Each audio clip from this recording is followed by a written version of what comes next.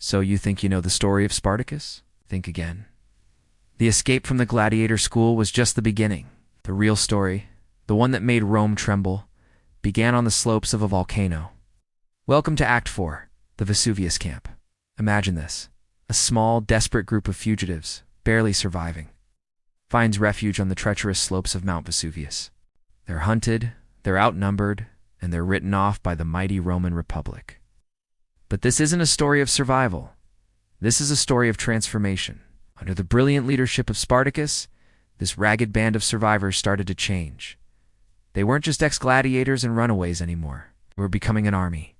Spartacus saw the mountain not as a hiding place, but as a fortress. He and his commanders, men like Crixus and Inamos, began to drill their followers. They used what they had: farm tools, stolen weapons, and sheer determination. They forged a new kind of soldier, one who fought not for gold or glory, but for the most powerful motivator of all: freedom. The mountain became their training ground, its harsh terrain their greatest ally. Every day their numbers swelled as more and more oppressed people flocked to their banner, drawn by the promise of a life without chains. Then came the moment that would echo through history. Rome, arrogant and dismissive, finally sent a praetor named Gaius Claudius Glaber with a militia of 3,000 men. They didn't even bother with a full-scale assault. Glaber simply blocked the only known path down the mountain, planning to starve the rebels into submission. He thought he had them trapped. He was wrong. This is where Spartacus's genius truly ignited. He looked around and saw not a dead end, but an opportunity. The slopes of Vesuvius were covered in wild vines. He ordered his men to weave these vines into long, sturdy ladders. What happened next was unthinkable. Under the cover of darkness, Spartacus and his army didn't retreat up the mountain. They went down.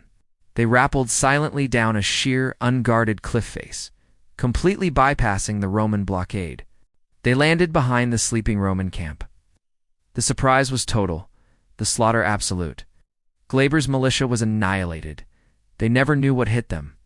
This wasn't just a victory. It was a statement. It was a masterclass in guerrilla warfare. The news spread like wildfire. A band of slaves had outsmarted and crushed a Roman force. This was no longer a simple escape. This was a declaration of war.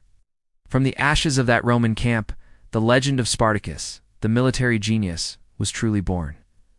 Thanks for watching. If you want to see how Rome responded to this humiliation, make sure to like, subscribe, and hit that notification bell for the next chapter in our series.